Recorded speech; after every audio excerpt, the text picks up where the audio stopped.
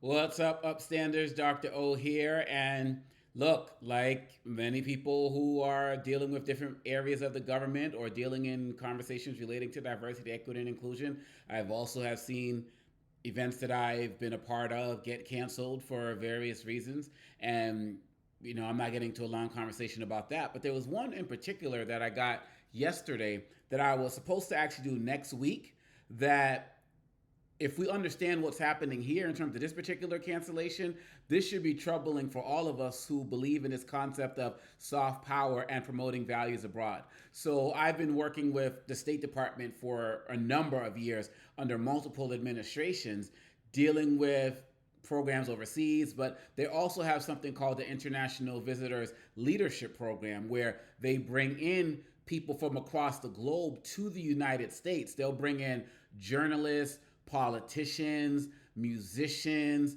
all type educators, all types of different groups of people who would come through the State Department program.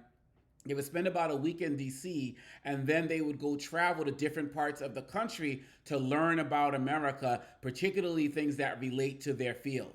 So I'm always one of the people who the State Department would call on to come and speak about American culture and things going on in the world. I could say whatever I want. I didn't have to toe a political line regardless of whoever was in power. They just wanted the visitors to hear what Americans think and see about particular issues. So I've spoken to European politicians. I've spoken to hip hop artists from across the globe. I've spoken to journalists from various countries, including countries like Saudi Arabia and other different places and the like. So you get the idea. So I was scheduled to speak to one of those groups next week, and then and on top of that, these events aren't hosted at the State Department; they're sponsored by the State Department. So they partner with local nonprofit organizations to host these individuals.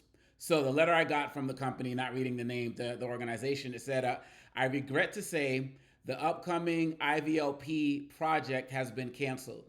I'm sorry for the short notice, but I only just found out this afternoon." This was yesterday. The reason for the cancellation is that, quote, "the State Department's International Visitor Leadership Program is working to ensure the administration's priorities are reflected in all projects. Projects that do not fit Department of State's IVLP mandate are being canceled," end quote. And so, again, this is not just about me. There are so many IVLP programs that happen throughout the year, and they bring in America's best and brightest American scholars, artists, educators, politicians, whatever. And then they go across the country and learn about America. This is part of what people call soft power. When people talk hard power, they're talking military might and so on and so forth. But soft power is part of what organizations like USAID does/did. Now, look, when as it relates to international development, y'all know me. Y'all know I've been critical of these organizations. Never called for their destruction. I've called for reform in particular areas. But doing things relating to what people call international humanitarian assistance, some call development aid. I'm not really a big fan of that because many of us don't know what to develop meant in the process. I got a whole poem about that. Just look that up when you get a chance. What does development aid really mean? But these are opportunities that America is losing to promote itself and its values to the larger world. And that's a real problem because if this program gets canceled, it leaves opportunities for these folks to not come here and see what America's like. So they just pretty much have their meeting. And when I had these Q&A with these individuals, it's so powerful. The Q&A that they have, the stereotypes they have, the biases that they come with real experiences and knowledge that they can take back to their countries. And so the opportunities for people to learn about the American experience and the American experiment are being lost. And it's also destroying an opportunity for Americans to connect with other people overseas. And so when they say that this is something that's going to be revisited, it's not going to be revisited, not in any particular way, shape, or form. And the fact that these organizations are just learning this a week before events are supposed to happen, this is a problem. This is a problem. There are all types of ways to export American ideals and American ideas. And it's not about just promoting the yah, red, white, and blue flag. It's not about that. It's about building our global community. And the way that Marco Rubio, head of the State Department, and the Trump administration, or the Musk administration, or I don't know, people call it MUMP, some people call it Trusk, whatever administration, they're removing the soft power. And that soft power is opening the door for other countries like China to step in, like Russia to step in, and you can run down the list.